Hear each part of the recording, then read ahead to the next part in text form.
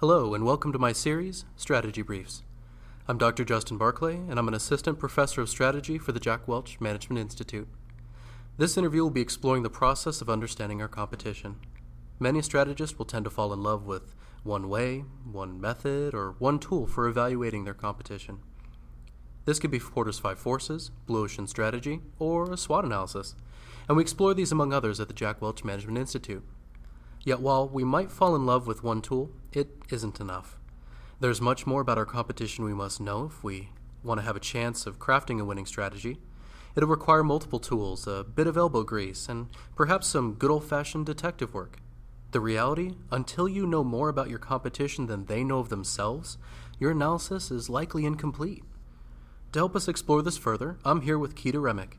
Ms. Remick is a successful entrepreneur and corporate executive. She currently serves as Senior Strategist for the international well-being company, Healthways. Hello, Quita, and welcome. Glad to be here. And thank you so much for being here. So getting back to the question at hand, regardless of model and regardless of method, what are those key questions we must answer to be sure we've covered enough ground in exploring our competition fully? Well, first, I cannot overemphasize the importance of knowing the market and knowing yourself before you can even begin the deep dive into understanding your competition. As you mentioned, frameworks like Porter's 5 Forces, a SWOT analysis, and even the Blue Ocean Strategy are just tools. They're very helpful. It's critical, though, that we continuously find new ways of answering those questions and coming up with new combinations. Curiosity, an unrelenting commitment and passion for being the best at strategy is critical. It's a mindset, it is not a job. And finally, in my opinion, where the rubber hits the road is in one's ability to understand their audience and communicate that information and support the people to leverage that information in their work. So the two questions I might ask, for example, are, what is it your competition is doing that keeps you up at night?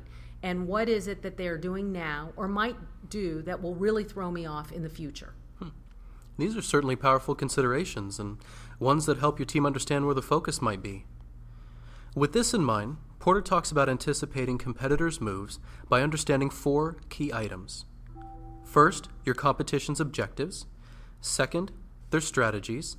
Third, their assumptions about the markets they serve. And fourth and finally, their strengths and weaknesses.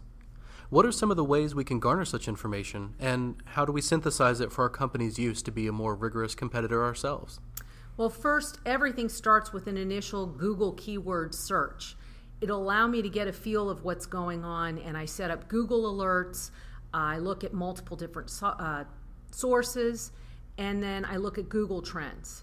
Once I get that information, I then go out and look at purchasing reports, maybe on industry or market share. And then I look to my social networks for additional information. Ask until someone tells you to back down.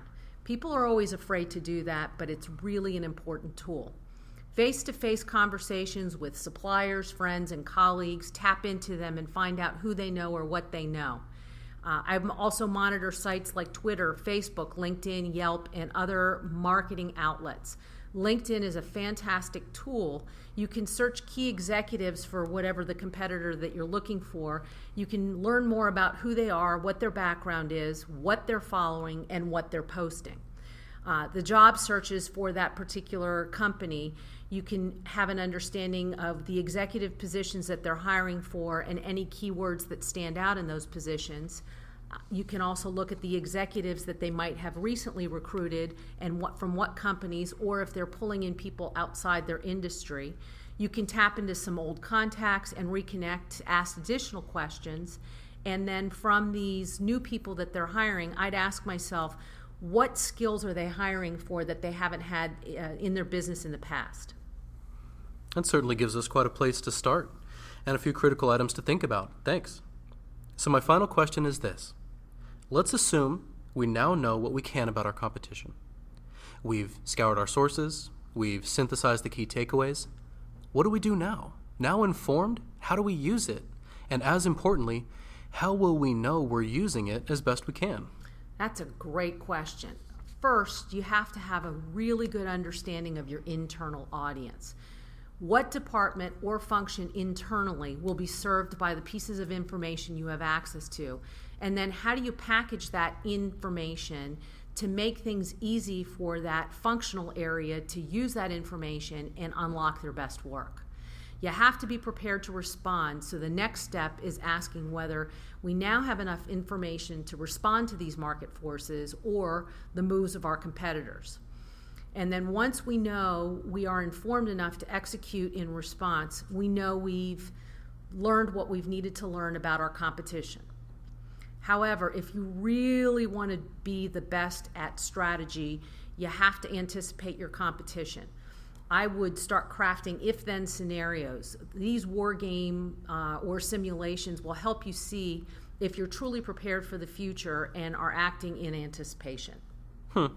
Well, thank you again for being here and being willing to talk to us about understanding our competition in more depth. Well, thank you for having me. And everyone listening, please be sure to think on, discuss, and apply these levers where you can. Be sure to look for other installments of this series, Strategy Briefs. I'm Dr. Justin Barclay, and thank you for listening.